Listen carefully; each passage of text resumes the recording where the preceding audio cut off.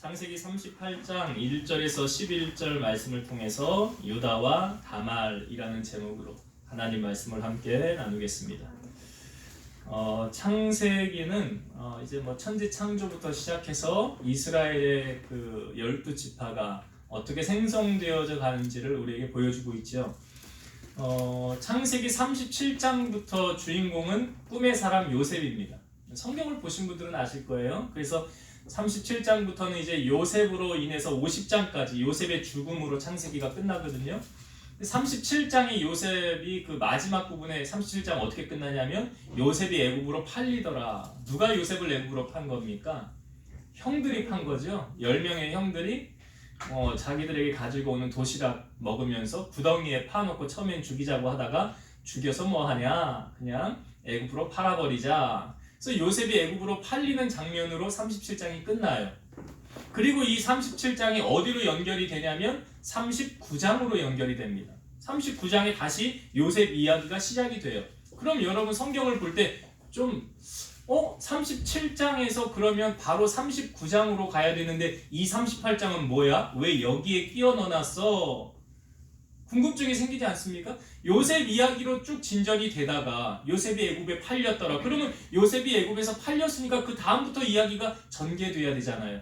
그래서 39장으로 바로 가야 되는데 여기에 왜 38장을 끼워놨느냐? 왜 끼워놨을까요? 유다 이야기를 38장에 전혀 생뚱맞잖아요. 지금 연결이 안 되는 거예요. 37장하고 38장이 연결이 안 되고 38장에서 39장이 연결이 안 돼요. 37장에서 39장으로 가면 자연스럽게 연결이 돼요. 근데 여기 38장에 왜 유다와 다말 이야기를 넣어놨을까? 왜 넣어놨을까요? 이 유다와 다말 이야기를 하지 않으면 예수님께서 사람으로 오신 것을 증명할 수가 없어요.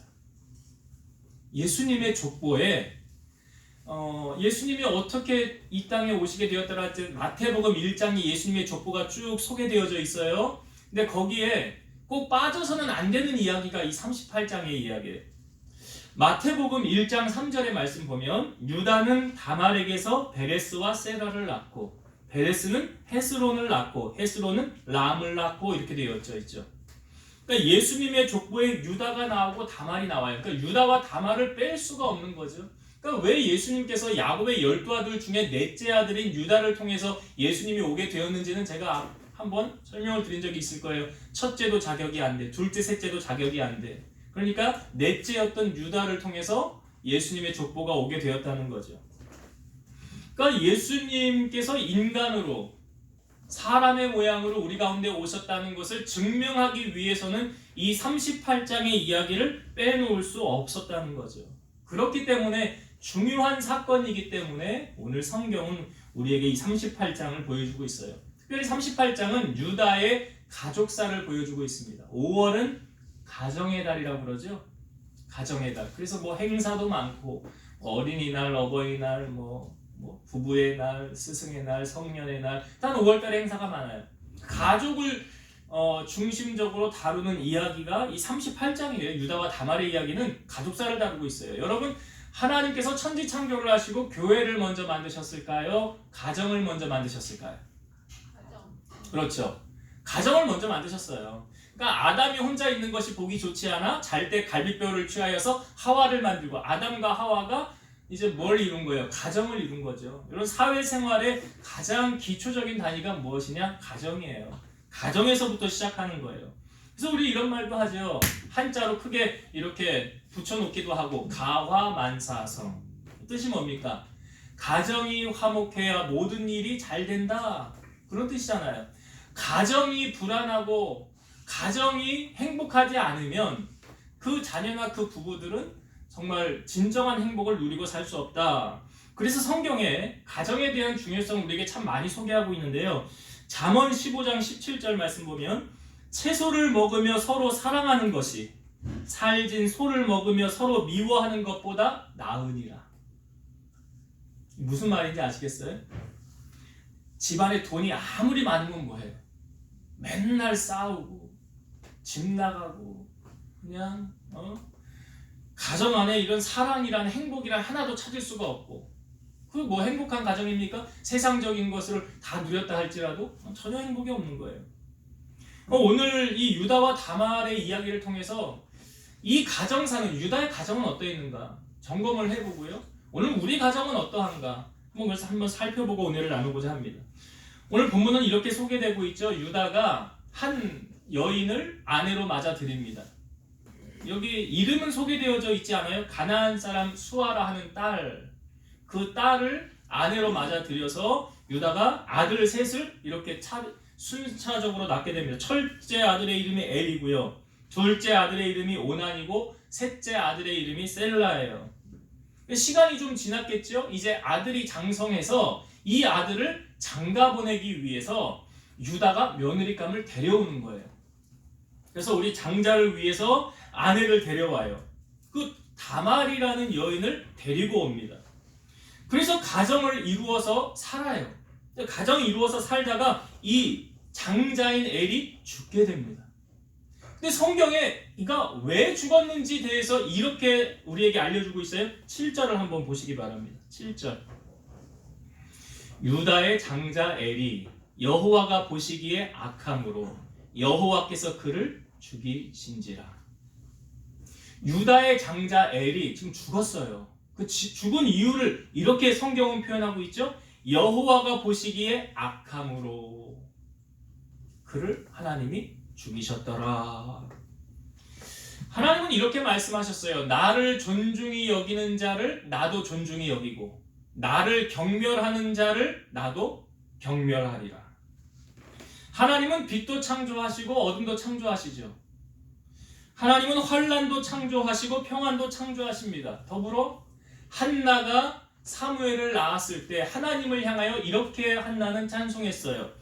여호와는 죽이기도 하시고 살리기도 하시고 여호와는 부유하게도 하시고 가난하게도 하시고 음부에 내리기도 하시고 올리기도 하시고 높이기도 하시고 낮추기도 하시는도다. 그 모든 주권이 하나님의 손안에 있다는 거예요. 여러분, 성경에 몸은 죽여도 영혼은 능히 죽이지 못하는 자들을 두려워하지 말고 몸과 영혼을 능히 멸하실 수 있는 이를 두려워하라. 그러니까 사람 두려워하지 말고 하나님 두려워하며 경외하는 마음 가지고 섬기라는 거죠. 그러니까 지금 장자 엘이 죽게 되었어요. 그러니까 유다가 어떻게 하냐면 첫째가 죽었으니까 이제 둘째인 오난에게 이렇게 말하는 거예요. 너 형수에게로 들어가서 남편의 아우된 본분을 행하여 내 형을 위하여 씨가 있게 하라. 이게 뭔 얘기입니까? 집안의 대를 네가 이어야 된다. 이걸 이제 수혼이라고 그러거든요. 이스라엘에 있어서 이 수혼이라는 제도가 있는데 죽은 사람의 동생이나 가장 가까운 남자 친척이 죽은 형의 아내, 형수죠. 그와 결혼을 하여서 아이를 낳아 형의 이름으로 후손을 이어주는 관습. 이게 우리가 그 룻기에 보면 나오미가 그 보아스와 친척 관계 있잖아요. 가장 가까운 사람이 안 한다고 그래서 이제 보아스와 결혼을 하게 되는 그런 형식이에요. 이게 수혼이. 그러니까 첫째가 죽었으니까 이제 둘째가 들어가서 너 이제 우리 집안의 대를 이어야지 하고 둘째 오난이 들어가서 대를 잇게 하라고 아버지가 시킨 거예요. 둘째에게. 자, 이 둘째는 자기 의사와 상관없이 아버지가 말했으니까 따라야 하는 거예요. 이 법이 그러했어요. 당시 법이. 그러니까 이 오난이 이제 그 형수하고 가정을 이뤄서 살게 된 거죠. 그리고 대를 이어야 돼요. 자, 이 오난이 어떻게 했나 한번 성경을 봅시다. 9절과 10절 볼게요. 9절과 10절. 오난이, 이 둘째예요. 오난이 그 씨가 자기 것이 되지 않을 줄 알므로 형수에게 들어갔을 때에 그의 형에게 씨를 주지 아니하려고 땅에 설정하매 이 일이 여호와가 보시기에 악함으로 여호와께서 그도 죽이시니. 이 오난의 생각이 어떻다는 것입니까? 자식을 낳아도 이게 내 자식이라는 거예요? 형 자식이라는 거예요? 형 자식이라는 거니까 아예 내게 안 될 바에야 차라리 되지 않게 못되게 하겠다. 이게 오난의 생각이에요.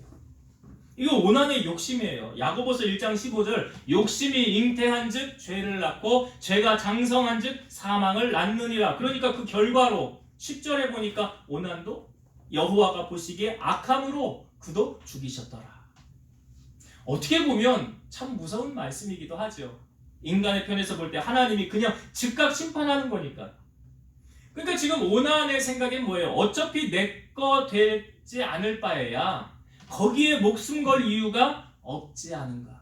어차피 내 거 안 될 텐데 내가 뭐하러 그렇게 해. 이 오난이요 하나만 알고 둘은 모른 거지요. 뭘 몰랐느냐? 여러분 정말 여러분들의 삶에 잘 되길 원하십니까? 즉 세상적인 말로 성공하길 원하십니까? 그럼 이렇게 사세요. 잠언 11장 24, 25절. 흩어 구제하여도 더욱 부하게 되는 일이 있나니 과도히 아껴도 가난하게 될 뿐이니라. 구제를 좋아하는 자는 풍족하여질 것이요 남을 윤택하게 하는 자는 자기도 윤택하여지리라. 이 말씀 이해가 되세요? 과도히, 그러니까 이게 흩어 구제하면 어떻게 된대요? 부하게 된대잖아요. 과도히 아껴도 어떻게 된대요? 가난하게 된대요. 우린 뭐 아껴서 잘 살자? 성경은 그렇게 말하고 있지 않아요. 흩어 구제하면 부하게 된대. 그 다음에 나오는 말씀이 구제를 좋아하는 자는 어떻게 된대요? 풍족하여질 것이다. 구제를 잘하는 자는 풍족하여질 것이다. 저는 이 마지막 말씀이 제일 제게 마음에 와닿았어요. 남을 윤택하게 하는 자는 자기도 윤택하여지리라. 이 오난이 이거 모른 거예요. 이 말씀을 알았다고 한다면, 그러니까 다른 사람을, 이게 뭐예요? 다른 사람을 윤택하게 해주는 사람은 하나님이 나에게 갚아주신다는 그 얘기죠. 여러분 한번 생각을 해보세요. 내가 다른 사람을 도와주고 싶은데 경제적인 형편이 안 돼. 그럼 도울 수 있어요? 못 도와요? 못 돕지. 못 돕잖아요? 내가 지금 다른 사람을 도와줄 수 있다고 한다면, 그걸 돕는다고 한다면 그 행복한 사람 아닙니까? 행복한 사람이에요. 도울 수 있다는 것 자체가. 남에게 주는 자, 남에게 베푸는 자 풍족하여진다, 윤택하여진다 하나님은 말씀하고 있어요. 그래서 여러분, 우리는 남을 성공하게 해줘야 돼요. 그러면 내가 성공한다니까요. 남을 부유하게 해줘야 된다니까요. 공부해서, 우리 예전에 어떤 선교사님이 그런 학생 집회를 할 때 이런 이야기 자주 했어요. 공부해서 남 줘라. 공부해서 너 다 갖지 말고 공부해서 남 줘라. 이게 뭐예요? 성공해서 그 성공으로 다른 사람을 성공할 수 있게 해라, 이거 아니에요. 여러분, 오난에게서 볼 수 있는 인간의 본성이 뭡니까? 이 오난 유다의 둘째 아들에게서 볼 수 있는 인간의 본성이 뭐예요? 남 잘 되는 꼴 못 보겠다 이거잖아요. 남 잘 되는 꼴은 못 봐. 아니, 내 것이 안 될 바에야 남의 것도 못 되게 하겠다. 이게 인간의 본성이에요. 이게 나의 성공은 중요하고 남의 성공은 별로 중요하지 않아요. 나만 잘 되면 돼. 이런 이기주의. 여러분, 세상이 말세가 될수록 나타나는 현상 딱 두 가지 중에 한 가지가 이거예요. 말세에 디모데 후서 말씀에 보면 말세에 나타나는 현상이 자기를 사랑하고 돈을 사랑하고, 이 두 가지에 딱 집역이 다지잖아요. 여러분, 이런 생각을 갖고 있는 이 오난에게 하나님이 복을 주실 수 있겠습니까? 생각해 보세요. 여러분이 객관적으로 봐도 이 오난은 안 되겠네. 그럼 여러분은요? 나에게 적용을 하시라고, 나에게. 마태복음 5장에서 7장은 예수님의 산성수훈이에요. 그 산성수훈 가운데 가장 중요한 핵심 구절 한 절 뽑아봐라. 이걸 황금률이라고 합니다. 그 황금률의 말씀이 마태복음 7장 12절이에요.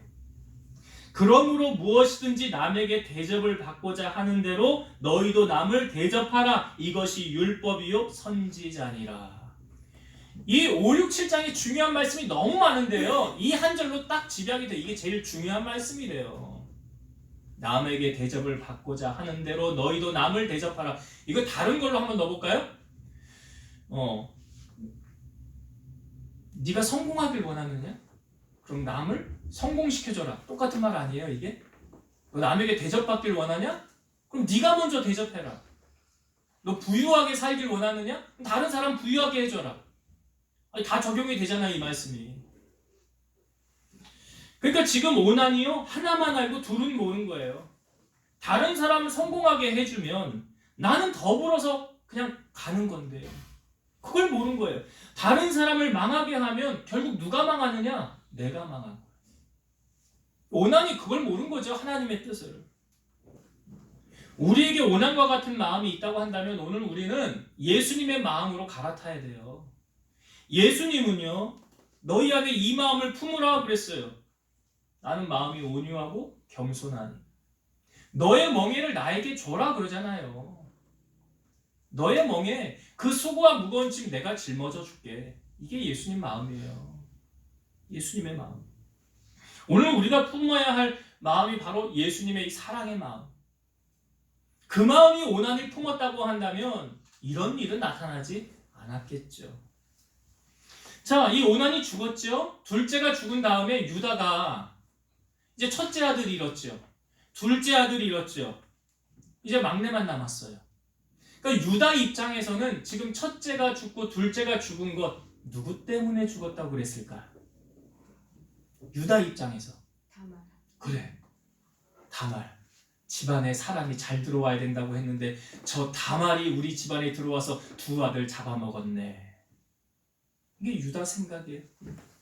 우리는 성경을 보아 알아요. 이 첫째, 둘째의 악함으로 하나님이 심판한 건데 유다는 그건 모르고 아이고 집안에 며느리 여자가 잘못 들어와가지고 내 두 아들이나 잡아먹었네. 그러고 나니까 유다가 이제 어떻게 하냐면 셋째 또 잘못될까봐.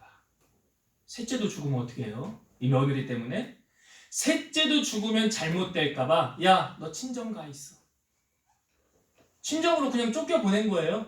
너 친정 가 있어.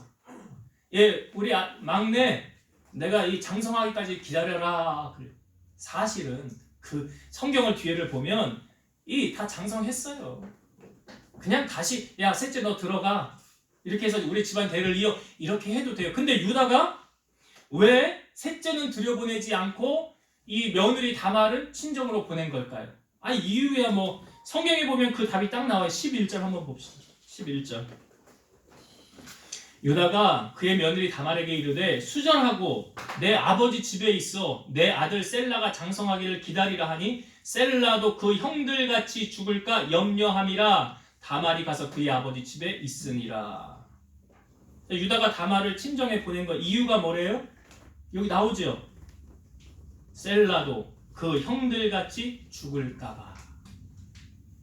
셀라도 그 형들같이 죽을까봐. 그러니까 이 말씀으로 보아 지금 첫째 아들, 둘째 아들 잘못된 거는 누구가 잘못해서 죽은 거예요? 다말이. 유다가 입장에서. 유다 입장에서 다말이 잘못해서 내 아들 첫째, 내 아들 둘째 죽었구나. 유다 그렇게 생각한 거예요. 여러분 며느리는 아무리 잘해도 딸이 될 수 있어요? 없어요? 없어요. 왜 그런지 아세요? 피가 한 방울도 안 섞였어요. 며느리하고는 피가 한 방울도 안 섞였어요. 여러분 오늘 성경에 보면 이 유다가 그 자기 핏줄을 사랑하는 거 대단하지 않습니까? 자기 새끼 귀한 줄은 알아요. 고슴도치도 자기 새끼는 이쁘대. 여러분 생각해보세요. 다말도 누군가의 자녀 아닙니까? 다말은요 유다의 집에 뼈를 묻으러 온 사람이에요. 근데 지금 유다의 태도를 한번 보세요.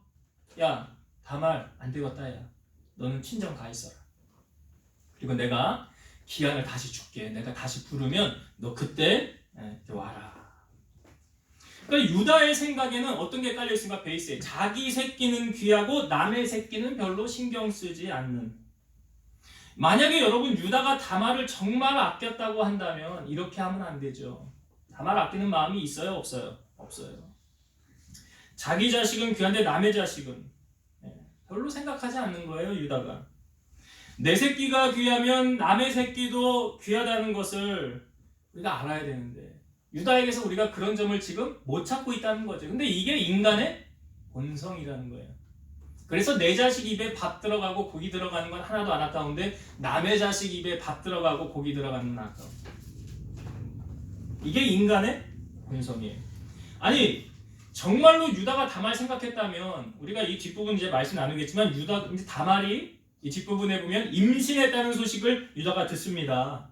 근데 며느리를 보낼 때 수절하고 집에 있으라고 했죠. 이게 뭐냐면 과부의 옷을 입고 집에 꼼짝하지 말고 갇혀 있어 이 말이거든요. 근데 이 다말이 임신했다는 소식을 유다가 들어요. 유다의 반응을 한번 봅시다. 24절을 한번 볼게요. 24절 이걸 보면서 유다의 본심이 이렇구나라는 거 여러분 아셔야 돼요. 24절 읽어봅니다.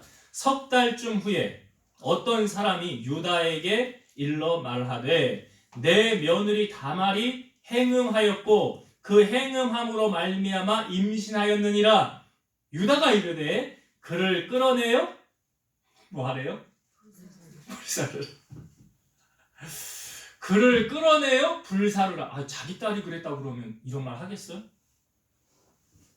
자기 딸이라면 자기 새끼라고 그러면 끌어내 불태워버려. 불태워서 죽여 화형시켜. 이런 말 하겠냐고요. 그러니까 유다가 정말 며느리 생각해요? 안 해요? 안 해요. 그러니까 자기 새끼 지금 잘못한 거 두 아들 죽은 것도 지금 다 다말 잘못이라고 지금 덮어 씌우죠. 네? 남에게는 되게 인색해. 자기 새끼에게는 되게 관대해. 남이 하는 거는 다 이해가 안 되고 용납이 안 돼. 여러분 우리에게 이런 유다 같은 마음은 없습니까? 우리에게는 없냐고요. 빌립보서 2장 3절과 4절 아무 일에든지 다툼이나 허영으로 하지 말고 오직 겸손한 마음으로 각각 자기보다 남을 낮게 여기고 좋게 여기고 각각 자기 일을 돌볼 뿐더러 또한 각각 다른 사람의 일을 돌보아 나의 기쁨을 충만하게 하라. 다른 사람을요 나보다 더 낮게 여기라는 게 무슨 표현이에요? 더 높여주라는 거예요. 네가 나보다 잘났어. 네가 나보다 인물도 좋고 공부도 많이 했고 네가 나보다 훨씬 나아. 이렇게 대하라는 거예요. 크리스찬이라고 한다면 요한복음 15장 12절 내 계명은 곧 내가 너희를 사랑한 것 같이 너희도 서로 사랑하라 하는 이것이니라. 예수님은 우리에게 서로 사랑하라고 말씀하셨어요. 근데 참으로 안타깝게도 오늘 유다의 모습 속에 다말을 사랑하는 게 요만큼도 손톱 밑에 때만큼도 안 보인다는 게 문제죠. 사랑하라고 했는데 갈라디아서 5장 14, 15절 온 율법은 내 이웃 사랑하기를 네 자신같이 하라 하신 말씀에서 이루어졌나니 만일 서로 물고 먹으면 피차 멸망할까 조심하라. 주님은 우리에게 계명을 주셨잖아요. 하나님을 사랑하라. 그리고 내 이웃을 사랑하는데 어떻게 사랑하라고요? 네. 내 몸은 귀해. 남의 몸은 그냥 오늘 유다처럼. 그런데 어떻게 사랑하래요? 유다가 정말 다말 사랑했으면 자기 딸처럼 사랑해야지. 내 몸같이라고 한다면. 잠언 10장 9절 허물을 덮어주는 자는 사랑을 구하는 자요 그것을 거듭 말하는 자는 친한 벗을 이간하는 자니라. 그러니까 우리가 교동문 고린도전서 13장 가정주의를 해서 고린도전서 13장 봤죠? 그 13장에 천사의 말을 하고 모든 예언을 하고 산을 옮길 만한 믿음이 있고 그렇다 할지라도 사랑이 없으면 아무것도 아니래. 방언을 받았어? 은사를 받았어? 근데 삶을 태도를 이렇게 가만히 보면 사랑이 없어. 형식적이야. 의무감이야. 그건 아무것도 아니래. 오늘 우리는 오늘의 유다의 모습 속에서 우리의 모습이 이렇지는 않은지 점검을 하면서 나만 위하고 내 핏줄만 생각하는 오만함에서 벗어나서 예수님이 우리에게 말씀하신 것처럼 내 이웃을 내 몸과 같이 사랑하라는 주님의 마음으로 사랑을 실천하고 섬기는 여러분들이 되시기를 주의 이름으로 축원드립니다. 자, 다말이 집으로 갔지요. 친정집에 갔어요. 친정에 가 있는 거예요. 과부의 옷을 입고. 그런데 이 유다의 아내가 죽은 뒤에 여기 성경에 보면 그 친구하고 함께 이 다말이 있는 그 딥나 지역으로 이렇게 오게 됩니다. 그래서 어떤 사람이 다말에게 야, 너 시아버지가 일로 온대. 시아버지가 이 지역으로 온대. 그랬더니 다말이 어떻게 했나? 자, 성경을 한번 보세요. 14절 말씀. 14절. 그가, 이 다말이에요. 그가 그 과부의 의복을 벗고 너울로 얼굴을 가리고 몸을 휩싸고 딥나 길곁 에나임 문에 앉으니 이는 셀라가 장성함을 보았어도 자기를 그의 아내로 주지 않음으로 말미암이라. 과부의 옷을 벗고 옷을 갈아입고 얼굴을 가리면서 밖으로 나간 거예요. 이유가 뭐래요? 왜? 셀라 셋째가 장성했거든요. 그런데도 유다가 나를 부르지 않는 거예요. 야, 너 이제 우리 집으로 와서 대를 이어라 해야 되는데 부르지 않는 거예요. 그래서 이제 다말이 나가서 그 어느 길가 옆에 앉아 있는데 유다는 자기 며느리가 나와 앉아 있는 걸 몰랐어요. 며느리인 줄 모르고 성경을 보면 그를 창녀로 여겼다는 거예요. 유다가. 그래서 내가 너에게 들어가야 되겠다 그랬더니 뭘 줄 거예요? 그냥 염소 새끼 한 마리 줄게. 내가 지금은 안 가지고 왔는데 나중에 줄게. 그러면 지금 나에게 담보물을 주세요. 그래서 담보물로 뭘 주냐면 그 유다의 도장하고 그 도장에 연결되어 있는 끈하고 그리고 지팡이를 나에게 주시오. 그걸 줬어요. 그리고 유다로 말미암아 다말이 임신을 하게 됐어요. 그리고 다말은 자기 집으로 들어가고 이제 유다가 염소 새끼를 가지고 와서 이 여인 찾아야지. 그리고 내 거 담보물을 찾아와야지. 새끼를 가지고 와서 사람들에게 묻는 거예요. 여기 창녀가 어딨냐 그랬더니 우리 지역에는 그런 사람 없는데? 그러니까 유다가 창피해서 그냥 돌아간 거예요. 그냥 돌아가게 된 거예요. 자, 그러면 이 부분 속에서 여러분 다말의 입장에서 다말이 시아버지를 속이고 자기의 신분을 위장해서 이 아버지 시아버지하고 동침을 해서 임신을 했잖아요. 이거 다말이 잘못한 거다. 아니다. 다말은 잘못한 게 아니다. 여러분 어떻게 생각하세요? 다말이 지금 잘못했다 라고 생각을 하십니까? 아니다. 다말은 잘못한 게 아니다. 정당하게 행한 거다. 어떻게 생각하세요? 제가 볼 때 다말이 만약에 잘못했다 라고 성경이 하나님이 단정을 지으면 다말 이야기를 우리에게 보여주지 않을 거예요. 그렇겠죠. 그리고 예수님의 족보에 여자의 이름이 몇 명 등장을 합니다. 예수님의 족보, 그러니까 여자들은 수에도 들어가지 않아요. 그런데 예수님의 족보에 이 다말의 이름이 소개되고 있어요. 그러니까 이 부분을 다말이 지금 시아버지하고 동침해서 임신을 했다. 그렇죠. 그런데 나중에 이제 유다가 그거 알게 됐잖아요. 그리고 나서 어떻게 하라고 그랬어요? 불살러라고 그랬죠. 그래서 이제 막 끌려나가 잡혀가는 그 시점에 다말이 유다에게 뭐라고 말했느냐? 성경을 보세요. 자, 25절, 26절. 25절, 26절 봅니다. 여인이 끌려나갈 때에 사람을 보내어 시아버지에게 이르되, 그러니까 다말이 시아버지 유다에게 말하는 거예요. 이 물건 임자로 말미암아 임신하였나이다. 청하건대 보소서 이 도장과 그 끈과 지팡이가 누구의 것이니까 한지라. 유다가 그것들을 알아보고 이르되 그는 나보다 옳도다. 내가 그를 내 아들 셀라에게 주지 아니하였음이로다 하고 다시는 그를 가까이 하지 아니하였도다. 자, 유다가 다말을 향하여 그가 나보다 옳도다. 왜? 그 이유가 뭐래요? 내가 내 아들 셀라 셋째 줬어야 되는데 줄 생각이 전혀 없었거든요. 왜? 셀라도 죽으면 어떻게 해요? 내 자식인데. 내 자식은 귀하고 남의 자식이야 뭐. 유다의 마음 가운데 그런 게 베이스에 깔려 있었던 거예요. 그러니까 줄 생각 전혀 없었던 거예요. 그렇다고 한다면 만약 평생 다말은 과부의 옷 입고 죽을 때까지 흰머리 파뿌리 될 때까지 그냥 거기서 그냥 죽어야 되는 인생 아니었는가? 그러니까 성경 우리가 이 다말을 통하여 우리에게 주시고자 하는 메시지가 뭔가? 여러분 다말이 지금 잘한 거예요? 잘못한 거예요? 잘한 거예요? 잘못한 거예요? 아니 유다가 뭐라고 그랬어요? 그럼 나보다 뭐래? 옳도다. 옳도다라는 뭐예요? 잘했다라는 말이잖아요. 잘했다는 거예요. 지금 잘했다. 우리가 이걸 어떻게 해석해야 되느냐? 여러분 우리 이런 말 있죠. 하늘도 스스로 돕는 자를 돕는다. 감나무에서 감 언제 떨어지나 입 벌리고 그냥 앉아서 감 떨어지기를 기다리고 앉아 있는 것이 아니라 그 감을 먹으려면 어떻게 돼? 나무를 흔들든지 나무 위에 올라가든지 해서 감을 따야 될 거 아닙니까? 노력하지 않고 그냥 얻어지는 거 있습니까? 없습니까? 노력하지 않고 그냥 얻어지는 거 없어요. 여러분 학생들 공부할 때 공부 잘하는 애들의 특징이 뭐냐? 머리가 좋은 거 어느 정도는 돼요. 근데 엉덩이 싸움이라고 그래요. 교수들이나 공부한 사람들 이제 뭐 이런 대학 강사들 보면 뭐라고 그러면 엉덩이 싸움이래. 누가 더 책상에 오래 앉아 있느냐 그 싸움이에요. 공부 잘하고 못하고는. 노력 없이 그냥 얻어지는 거 없어요.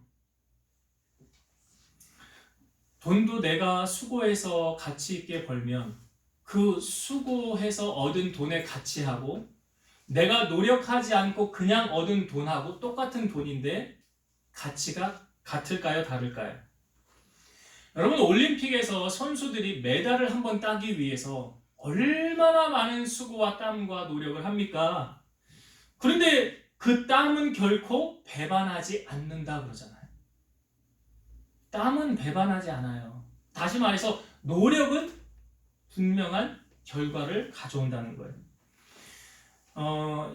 이 앞부분에 야곱이라는 사람이 있었지요. 그 야곱이 외삼촌 라반 집에 있을 때 라반을 보면서 처음엔 자기 모습 보는 것 같았을 거예요. 잔머리 쓰고 아주 얍삽하고. 응?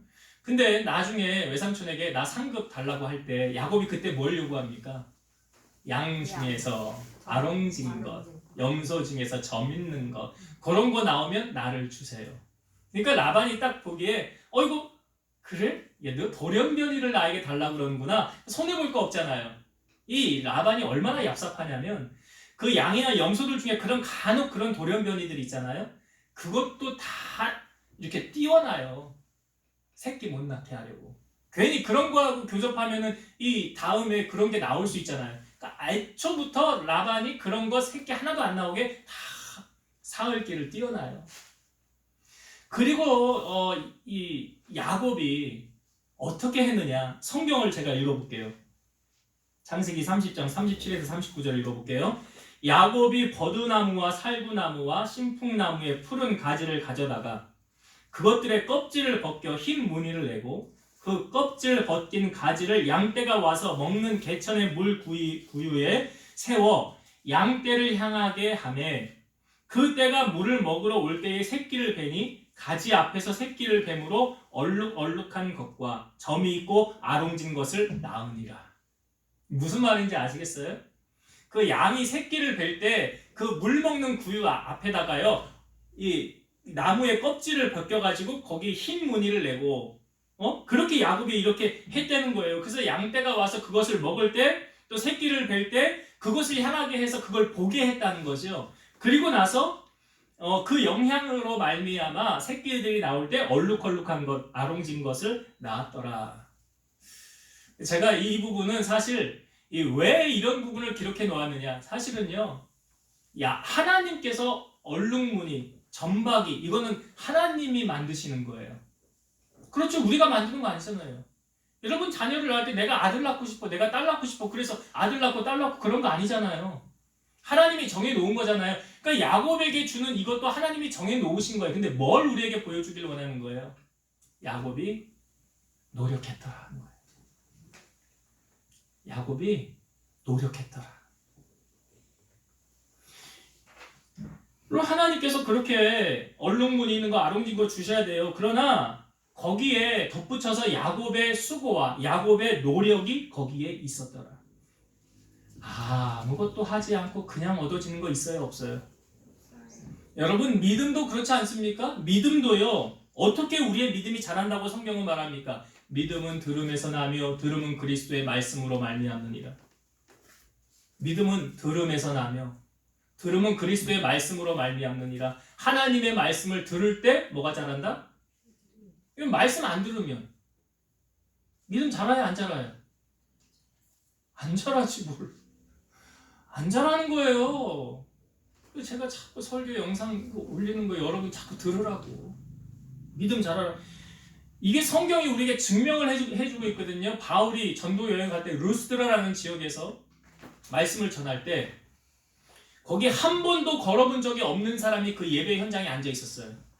바울이 이렇게 가만히 보니까 말씀을 잘 들어요. 중요한 건 뭐냐면 그가 말씀을 들으면서 뭐가 자랐을까요? 믿음이 자랐어요. 사도행전 14장 9절에서 10절 바울이 말하는 것을 듣거늘 바울이 주목하여 구원받을 만한 믿음이 그에게 있는 것을 보고 큰 소리로 이르되 내 발로 바로 일어서라 하니 그 사람이 일어나 걷는지라. 이 사람이 걷게 된 이유가 어디 있다고요? 무엇을 통해서? 말씀을 들으면서 구원받을 만한 믿음이 그에게 있었더라. 말씀을 들으면서 구원받을 만한 믿음이 그에게 있었더라. 그러니까 말씀 듣지 않으면 믿음 안 자랍니다. 그러니까 믿음이 안 자라면 하나님의 기적과 역사를 나타나야 안 나타나요? 안 나타납니다. 우리 하나님은 공짜의 하나님이 아니세요. 그래서 인풋이 있으면 아웃풋이 있는 거예요. 원인 없는 결과 없어요. 그렇다고 한다면 우리는 무엇에 열심을 내고 있는가? 여러분의 신앙을 한번 점검해 보세요. 갈라디아서 6장 8절 자기의 육체를 위하여 심는 자는 육체로부터 썩어질 것을 거두고 성령을 위하여 심는 자는 성령으로부터 영생을 거두리라. 뭔가 들어오는 게 있으니까 나오는 게 있는 거 아니에요? 원인 없는 결과 없다고요. 여러분 정말 성공하길 원하십니까? 앞부분에 계속 연결되어져서 나오지만 성공 누구 손 안에 있어요? 내 손 안에 있는 것 같습니까? 아니에요. 하나님 손 안에 있어요. 하나님이 아이고 너 그래 좀 아이고 믿음도 많이 자랐구나. 그래 너 이 정도는 내가 줘도 되겠다. 하면 그 정도 주시는 거예요. 아유 넌 내가 복을 마음껏 그냥 쌓을 것이 없도록 부어줘도 되겠다 싶으면 그냥 그렇게 또 주시는 거예요. 이게 하나님이 보시고 믿음의 분량 따라 주시는 거예요. 그래서 우리가 뭘 힘써야 됩니까? 믿음의 성숙을 위해서. 무엇보다 중요한 것. 이걸 위해 힘써야 돼요. 자 이제 말씀을 정리하고 마치도록 하겠습니다. 오늘 생뚱맞지만 38장에 요셉 이야기가 딱 끊기고 유다의 다말 이야기가 우리에게 보여주고 있어요. 한 가정 이야기죠. 가정사예요 이게. 한 가정의 이야기를 우리에게 보여줄 때 첫째 아들이 죽고 둘째 아들마저 죽게 되었더라. 예. 왜 죽었는지는 성경에 구체적으로 나와 있지는 않으나 여호와 보시기에 악하였더라고 그랬어요. 그러니까 하나님도 팔이 안으로 굽나 봐요. 하나님도 하나님을 사랑하는 자에게는 하나님이 이것도 주고 싶고 저것도 주고 싶고 하나님 그래. 아유 네가 나를 이렇게 사랑하는데 내가 어떻게 너에게 가만히 있을 수 있겠느냐. 그런 하나님이시잖아요. 그래서 하나님은 자기를 사랑하는 자, 그 사랑을 보이시고 나타내 주시고 그 은혜를 보이신다는 거예요. 그러나 반면에 하나님을 멸시하는 자, 하나님을 경멸하는 자를 향하여 하나님 똑같이 그렇게 갚으시는 하나님. 여러분 반드시 기억하세요. 행한 대로 그래서 하나님 거두게 하시는 거예요. 그래서 우리가 하나님 앞에 선한 행실로 하나님 기쁘시게 하고 상급사는 일에 여러분 힘써야 되는 것이고 이 첫째, 둘째 죽은 다음에 유다가 다말 어떻게 합니까? 어떤 조치를 내립니까? 너 친정가 있어. 셋째, 내가 장성하면 부를게. 사실 부를 마음 있어요? 없어요? 없어요. 일도 없어요. 왜요? 셋째, 죽을까 봐. 내 첫째 아들, 둘째 아들도 네가 잡아먹었잖아. 다말이 잡아먹었습니까? 그러니까 우리가 여러분 선입견을 가지고 사람을 판단하면 안 돼요. 모르잖아. 유다가 지금 뭘 알아. 하나님이 하시는 일인데. 근데 왜 모든 책임을 누구에게 덮어씌워요? 왜 다말에게 덮어씌워? 자기 자식이 잘못한 걸 왜 다른 사람 핑계를 대냐고요. 잘못된 거예요. 그러니까 지금 이거 왜 이런 현상이 나타났다고요? 팔이 안으로 굽어서 그런 거예요. 내 자식은 귀하고 남의 자식은 안 귀해. 우리 그런 생각 버려야 돼요, 여러분. 그럼 하나님의 사랑 못 받습니다. 하나님 축복은 어떻게 받는 거라고요? 구제하는 자 풍족하게 되고 남을 윤택하게 하는 자 하나님 나를 저절로 윤택하게 하는 거예요. 그러니까 남의 성공을 기원하는 자, 잘 되길 원하는 자, 그럼 나도 성공하는 거예요. 그런 마음을 여러분이 품고 가지시길 바라고. 그 다음에 마지막으로 이 다말이 행한 것을 유다가 결국 어떻게 평가합니까? 잘했대잖아요. 잘했으니까 우리에게 보여주는 거예요. 예수님의 족보에 이름을 올리는 거예요. 무엇을 말합니까, 여러분? 우리가 아무것도 하지 않고 하나님 그냥 나 도와주세요. 나 성공하게 해주세요. 하나님 나 공부 잘하게 해주세요. 하나님 나 높여주세요. 아무것도 하지 않고 그런 하나님 아니다 라는 거 아셔야 돼요. 감나무에서 감 언제 떨어지지? 입 벌리고 기다리면 그 감이 언제 떨어져요?